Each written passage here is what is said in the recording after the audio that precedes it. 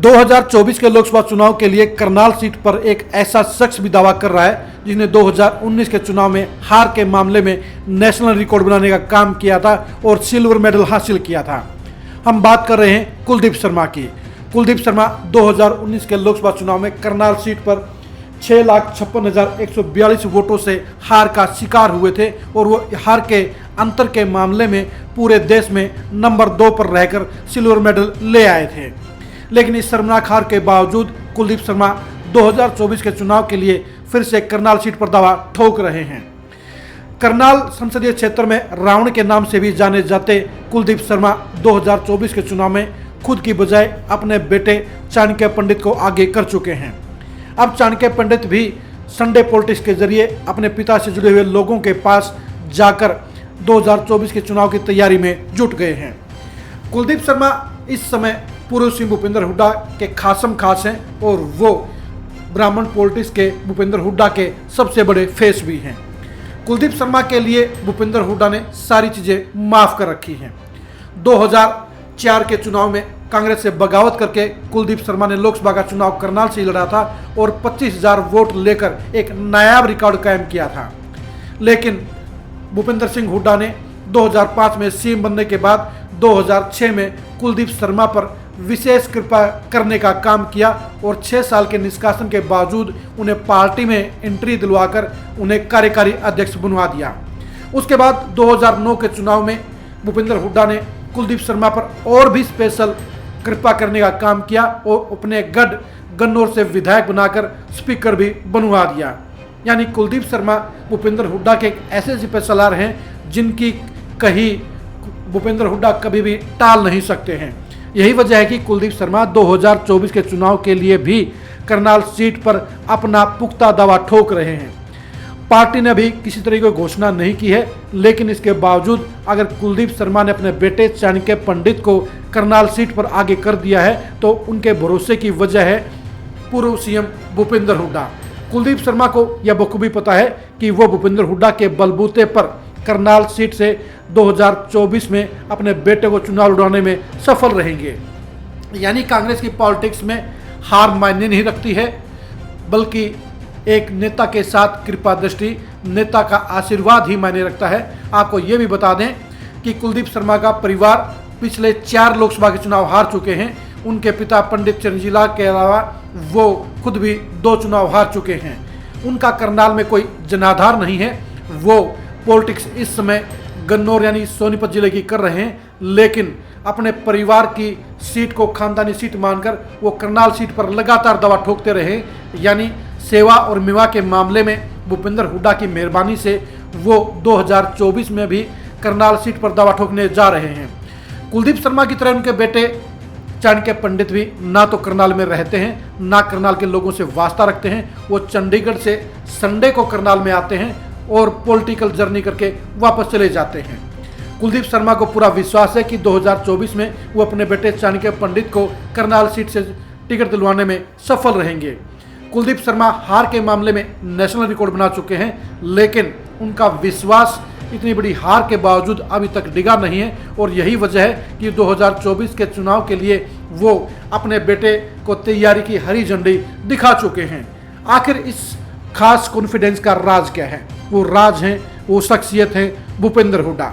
भूपेंद्र हुड्डा ने जहां दूसरे ब्राह्मण नेताओं को हाशिए पर डालने का काम किया, वहीं कुलदीप शर्मा का उन्होंने हरियाणा कांग्रेस का सबसे बड़ा ब्राह्मण नेता बना रखा है।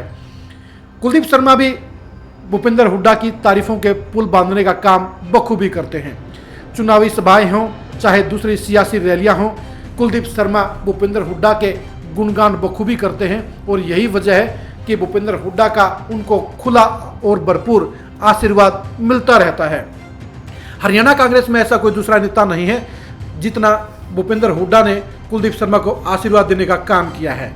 कुलदीप शर्मा के आगे कांग्रेस का कोई भी दूसरा नेता भूपेंद्र हुड्डा के सामने नहीं टिकता है। यानी भूपेंद्र हुड्डा किसी दूसरे नेता की बात तो टाल सकते हैं, लेकिन कुलदीप शर्मा की किसी भी बात को ना नहीं करते हैं। आखिर विनोद शर्मा के समधी होने का फायदा भी कुलदीप शर्मा को मिलता रहा है। सभी जानते हैं कि विनोद शर्मा और भूपेंद्र हुड्डा का याराना आज भी पर्दे के पीछे से जारी है और कुलदीप शर्मा सुपर पावर के तौर पर वीटो पावर के तौर पर अब भूपेंद्र हुड्डा के साथ में जुड़े हुए हैं। वो भूपेंद्र हुड्डा की मेहरबानी से गन्नौर से विधायक बने, वो भूपेंद्र हुड्डा की मेहरबानी से कार्यकारी अध्यक्ष बने, वो भूपेंद्र हुड्डा की मेहरबानी से 2019 में लोकसभा का टिकट लेकर आए, वो भूपेंद्र हुड्डा की मेहरबानी से 2024 में भी कांग्रेस के टिकट लेने का प्रयास करेंगे। यानी भूपेंद्र हुड्डा और कुलदीप शर्मा का ऐसा नायाब रिश्ता है जो दिल्ली की गलियारों में अक्सर चर्चा में रहता है। कुलदीप शर्मा के ऊपर खास मेहरबानी की क्या वजह है ये तो भूपेंद्र हुड्डा ही बता सकते हैं, लेकिन ये सच्चाई है कि कुलदीप शर्मा के लिए भूपेंद्र हुड्डा ने तमाम तरह की बाधाओं को अपने आप काटने का काम किया है। कुलदीप शर्मा में पॉलिटिकल तौर पर कोई खासियत नजर नहीं आती है, क्योंकि भूपेंद्र हुड्डा की शरण में जाने से पहले यही कुलदीप शर्मा स्वर्गीय भजनलाल के भी गुणगान किया करते, उनके चहेते नेता हुआ करते थे। लेकिन सियासत में फायदे के हिसाब से पलटी मारने में कुलदीप शर्मा का कोई सानी नहीं है, इसलिए उन्होंने जब भूपेंद्र हुड्डा के राजकाज देखा, जब सत्ता के सरताज बनते हुए देखा, तो उन्होंने भजनलाल को छोड़कर भूपेंद्र हुड्डा की शरण में जाने में कोई कोताही नहीं बरती और चंद ही महीनों में वो भूपेंद्र हुड्डा के खासम खास बन गए। भूपेंद्र हुड्डा की इतनी खास मेहरबानी रही कि कांग्रेस से बगावत के बावजूद 6 साल के लिए निष्कासित किए जाने के बावजूद भूपेंद्र हुड्डा ने न केवल कुलदीप शर्मा की वापसी करवाई बल्कि उन्हें कार्यकारी अध्यक्ष बनाने का काम भी किया। यानी कुलदीप शर्मा भूपेंद्र हुड्डा के लिए सबसे खासम खास हैं और इसी खासम खास रिश्ते के बलबूते पर कुलदीप शर्मा 2024 के चुनाव में भी करनाल सीट पर अपने बेटे चाणक्य पंडित के लिए चुनाव और टिकट दोनों की जुगाड़ में जुट गए हैं। कुलदीप शर्मा का विश्वास बता रहा है कि उन्हें किसी बात की परवाह नहीं है, उन्हें पूरा विश्वास है, उन्हें पूरी गारंटी है कि भूपेंद्र हुड्डा की मेहरबानी से वो अपने बेटे चाणक्य पंडित के लिए 2024 का चुनाव का टिकट लाने में सफल रहेंगे। कुलदीप शर्मा का करनाल जिले में कोई भी वर्चस्व नहीं है, कोई भी कमांड नहीं है, कोई दबदबा नहीं है, कोई भी वोट बैंक नहीं है। वो 2024 के चुनाव में किस बलबूते पर टिकट मांग रहे हैं इसका कोई वजूद नहीं है। वो सिर्फ अपने पिता चिरंजीव लाल शर्मा की सीट होने के नाम पर करनाल सीट पर लगातार दबा ठोकते हैं, करनाल सीट से चुनाव लड़ते हैं और यहाँ की पॉलिटिक्स को वो लगातार इफेक्ट करने का काम करते हैं।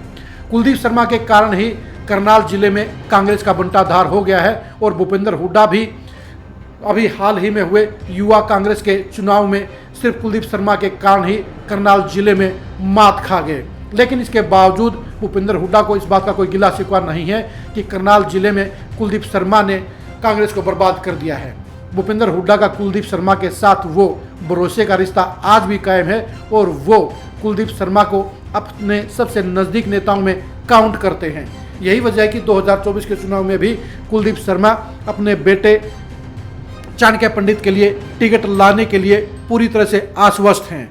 2024 के चुनाव के लिए कांग्रेस में दूसरे भी कई बड़े दावेदार हैं, लेकिन सभी को यह बखूबी एहसास है कि कुलदीप शर्मा के रहते हुए वो कांग्रेस में करनाल से लोकसभा की टिकट हासिल नहीं कर पाएंगे। साफ तौर पर नजर आ रहा है कि कुलदीप शर्मा के बेटे चाणक्य पंडित भी 2024 में कांग्रेस के लिए जीत की गारंटी नहीं है, बल्कि जिस तरह से 2019 के चुनाव में कुलदीप शर्मा 6,56,142 वोटों से शर्मनाक हार का शिकार हुए थे, उसी तरह चाणक्य पंडित भी कांग्रेस के लिए कोई जीत की आशा नहीं है। लेकिन हार की ज़्यादा गुंजाइश के बावजूद कुलदीप शर्मा अपने बेटे चाणक्य पंडित के लिए टिकट का जुगाड़ कर रहे हैं, क्योंकि वो करनाल की सीट को अपनी खानदानी सीट मान चुके हैं और इसलिए भूपेंद्र हुड्डा की मेहरबानी से वो 2024 में भी करनाल सीट पर दावा ठोकने जा रहे हैं और अपने बेटे चाणक्य पंडित को चुनावी राजनीति में लॉन्च करने का काम करने जा रहे हैं। अब देखने की बात यही है कि क्या SRK ग्रुप यानी शैलजा, रणदीप सुरजेवाला और किरण चौधरी क्या कुलदीप शर्मा के इस सपने को साकार होने देंगे या मेरिट के आधार पर करनाल सीट से कांग्रेस के लिए सबसे मजबूत प्रत्याशी तलाश कर उसे उतारने का काम करेंगे। करनाल की पॉलिटिक्स में रावण कुलदीप शर्मा की भूपेंद्र हुड्डा के साथ यारी और करनाल में कांग्रेस के 2024 के भविष्य को लेकर आप लगातार खरी खरी न्यूज़ के साथ जुड़े रहिए। आप हमारे फेसबुक पेज को लाइक कीजिए और हमारे यूट्यूब चैनल को सब्सक्राइब कीजिए। खरी खरी न्यूज़ पर सबसे बेहतरीन खबरों के लिए आप हमारे साथ सदा जुड़े रहिए। नमस्कार।